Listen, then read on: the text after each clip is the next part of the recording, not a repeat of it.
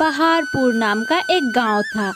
पहाड़पुर गांव में एक बूढ़ी औरत अकेली एक घर में रहती थी। उस बूढ़ी औरत के घर के पीछे एक बहुत बड़ा इमली का पेड़ था। उस इमली के पेड़ में बहुत सारे इमली फले थे, लेकिन बूढ़ी औरत थी बहुत ही कंजूस। हर साल की तरह इस साल भी पेड़ में बहुत सारे इमली फले हैं। ये इमली मैं किसी को नहीं दूंगी। आहा, इतने सारे इमली देख के ही दिल बहुत खुश हो जाता है। अरे चाची जी, आपके पेड़ में तो बहुत सारे इमली फले हैं। बहुत सारे कहाँ, बस थोड़े ही। इस साल इतना कम इमली फला है, क्या ही और बताऊं। इतना कम इमली इस पेड़ में कभी नहीं हुआ, लेकिन इस साल बहुत ही कम हुआ। आप मुझे 2 इमली दीजिए ना चाची, बहुत दिन से इमली नहीं खाई। नहीं नहीं, ये बात अपने मुंह से भी मत निकालो। और वैसे भी इतना कम इमली में अगर मैं तुझे ही दे दूं तो मैं क्या खाऊंगी, तेरा सर। लेकिन आप तो इमली नहीं खाते हो चाची। चुप कर, मेरी इमली मैं तुझे जरा सा भी नहीं दूंगी। मैं तुझे एक भी इमली नहीं दूंगी। जा, चली जा, बरियाई इमली मांगने वाली। बुढ़िया थी बहुत ही कंजूस। इमली के पेड़ में इतना सारा इमली, पर एक भी बेचारे को नहीं दी। खुद इमली भी नहीं खाती थी और किसी को खाने भी नहीं देती थी। क्या माँ, मैं इंतजार कर रही थी इमली का और आप इमली ही नहीं लेके आए। क्या बताऊं बेटी, बुढ़िया इतनी कंजूस, एक भी इमली नहीं देती है। मैं तुम्हारे पापा को बाजार से इमली खरीद के लेके आने को कहूँगी, फिर खा लेना। ठीक है माँ। इमली ना मिलने के कारण गुड़िया बहुत नाराज हो गई और वो बाहर चली आई। पता है आरती, मुझे ना बहुत इमली खाने का मन कर रहा है और बुढ़िया के पेड़ में भी बहुत सारे इमली फले हैं। उससे क्या गुड़िया, उस बुढ़िया ने तो हमें एक भी इमली नहीं देगी, क्योंकि बुढ़िया है ही बहुत कंजूस। लेकिन एक रास्ता है, हमें इमली चोरी करना पड़ेगा। लेकिन कैसे चोरी करें? तुम्हें तो पेड़ में चढ़ना नहीं आता और मुझे भी नहीं। तो क्या हुआ, मेरा भाई है ना अरुण, वो पेड़ में चढ़ सकता है। हे, तुम सब मेरे बारे में क्या बोल रही हो? गुड़िया और आरती अरुण को इमली के बारे में सारी बात बताई। तो फिर देर किस बात की? आहा, चलो चलो इमली तोड़ते हैं। बहुत दिन से इमली नहीं खाया। इमली का नाम सुनते ही तो मेरे मुंह से पानी आ टपका। तीनों चला इमली के पेड़ के ओर। अरे वाह, इतना सारा इमली, वो भी एक ही पेड़ में। चलो चलो जल्दी करो, बुढ़िया आ गई तो हमारी खैर नहीं। बुढ़िया तीनों की बात सुन लेती है और डंडा लेके घर से बाहर आ जाती है। भरी दोपहर को कौन आया है इमली चुराने, जरा देखो तो। किसी को छोड़ूंगी नहीं। मेरी इमली चोरी करोगे? रुक, तुझे बताती हूँ, रुक। तीनों दोस्त इमली लेके भाग जाता है और बुढ़िया उस तीनों के पीछे भागती है। रुक रुक जा, अभी बताऊंगी तुझे, रुक जा। बुढ़िया तीनों के पीछे भागने लगती है और उधर बुढ़िया की इमली के पेड़ को एक चोर ने देखा और चोर ने सोचा, अगर मैं इमली चोरी करके बेचूं तो बहुत सारे पैसे कमा सकता हूँ। चलो, बुढ़िया भी घर पे नहीं है, इस मौके का फायदा उठा लेता हूँ। और तभी चोर बहुत सारे इमली तोड़ के लेके भाग जाता है। उधर बुढ़िया तीनों के पीछे भागते भागते थक जाती है। मुझसे और चला नहीं जाता, अब तुझे तो बाद में ही देख लूंगी, अब मुझे घर जाना होगा। ये कह के बुढ़िया चली अपने घर की ओर और तीनों दोस्त एक पेड़ के नीचे बैठ के आराम से मजे से इमली खाने लगा। रात गया, दिन हुआ। दूसरे दिन चोर फिर से आया बुढ़िया के घर के पास। कल इमली बेच के बहुत फायदा हुआ था। अगर मैं 2-3 बार ऐसे ही करूं तो मुझे चोरी करने की कोई जरूरत नहीं पड़ेगा। ये सोच के चोर बुढ़िया के घर के पास छुपा रहता है ताकि मौका ढूंढ पाए चोरी करने का। उधर तीनों दोस्त फिर से आ जाता है इमली चोरी करने। चलो चलो अरुण, जल्दी जल्दी इमली तोड़ो।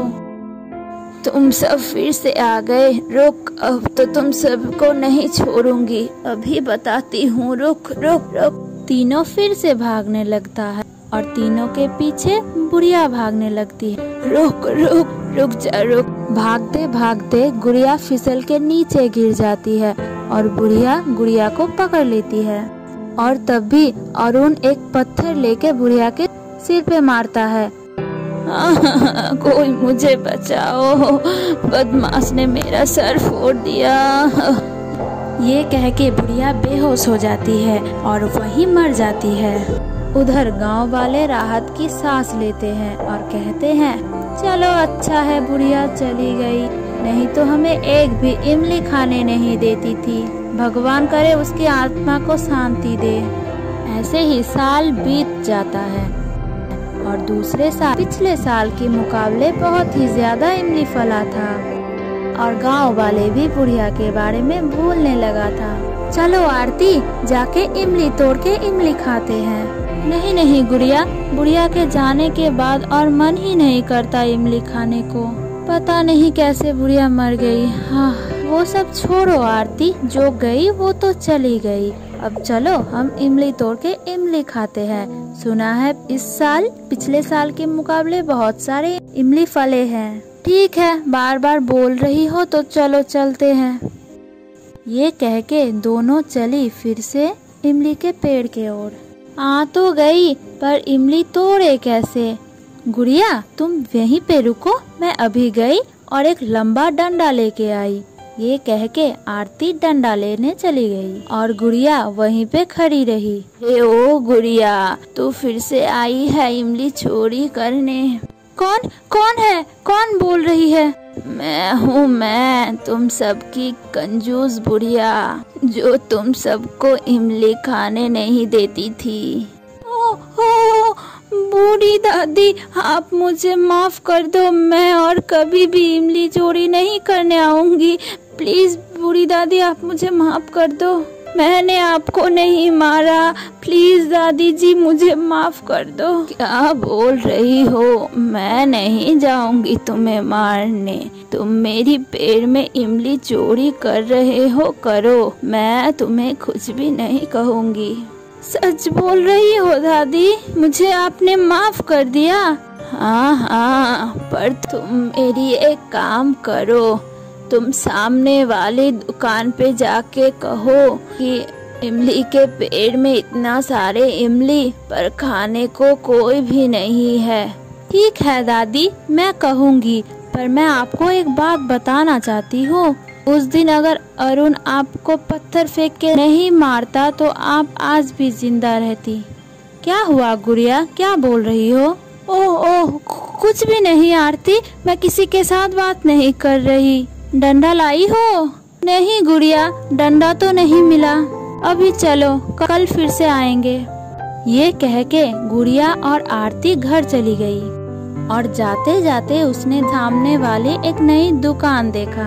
आरती तुम वहीं रुको, मैं अभी दुकान से आती हूँ। ये कह के गुड़िया दुकान के सामने आई और कहने लगी, बुढ़िया के पेड़ में इतना सारा इमली पर खाने को कोई नहीं। हा, आऊंगी, खाऊंगी, इमली खाऊंगी और मजे करूंगी। सारा इमली, बुढ़िया तो चली गई, इमली खाने को तो कोई भी नहीं है, इसीलिए हम जब तब ही इमली खाते हैं। लगता है इस साल भी बुढ़िया के पेड़ में बहुत सारे इमली फला है। चलो देख के आते हैं, लेकिन मुझे रात को ही जाना होगा, नहीं तो गांव वाले देख लेंगे। रात हुई।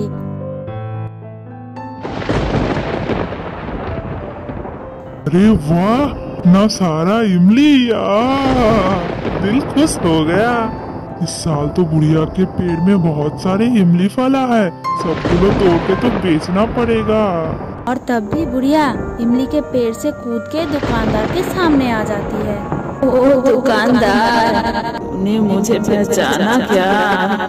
अरे बूढ़ी, आप आप तो मर गई थी, तो फिर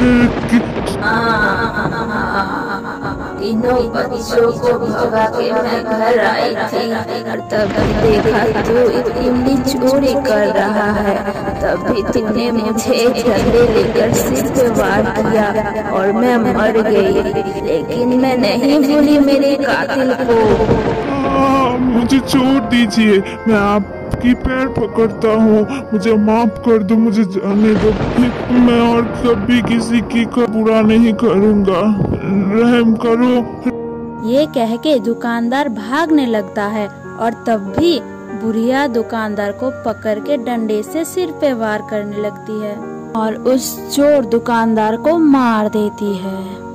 सुबह हुई और सबको पता चला बुढ़िया मरने के बाद भी अपने इमली के पेड़ को पहारा दे रही है और इसके बाद से कोई भी और इमली के पेड़ के नीचे भी नहीं जाता था। तो दोस्तों कैसा लगा? अच्छा लगा तो कमेंट जरूर करना।